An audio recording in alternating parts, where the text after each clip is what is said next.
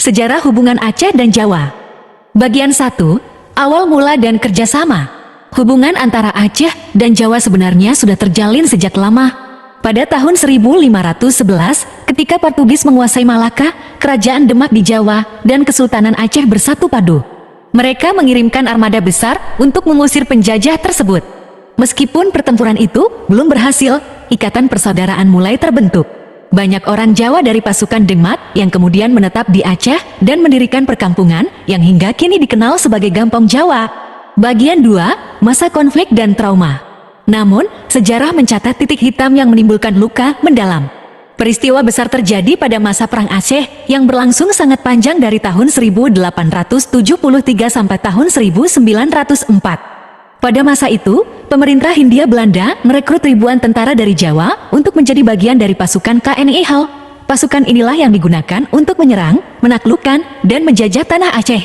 Bagi masyarakat Aceh, orang Jawa yang datang saat itu bukan sebagai saudara, melainkan terlihat sebagai alat penjajah. Peristiwa inilah yang menjadi akar utama munculnya persepsi dan trauma sejarah bahwa Aceh memiliki sikap tidak suka terhadap Jawa. Bagian 3. Perbedaan dan ketegangan politik. Setelah Indonesia merdeka, ketegangan kembali terjadi. Pada tahun 1950-an, tepatnya tahun 1951, Aceh digabungkan secara paksa ke dalam Provinsi Sumatera Utara yang berpusat di Medan.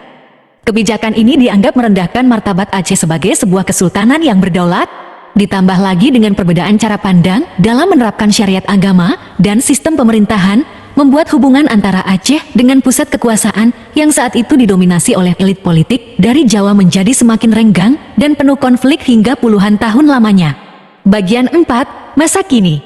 Beruntung, melalui proses perdamaian yang ditandatangani pada tahun 2005, hubungan kedua daerah mulai membaik perlahan. Sejarah kelam di tahun 1873 hingga tahun 1904 tidak boleh dilupakan sebagai pelajaran, namun juga tidak boleh menjadi penghalang persaudaraan di masa depan. Poin penting 1511. Awal kerjasama melawan Portugis. Tahun 1873 sampai tahun 1904, masa Perang Aceh, orang Jawa terlibat sebagai tentara Belanda. 1951, Aceh digabung ke Sumatera Utara. 2005, perdamaian Aceh, hubungan mulai membaik.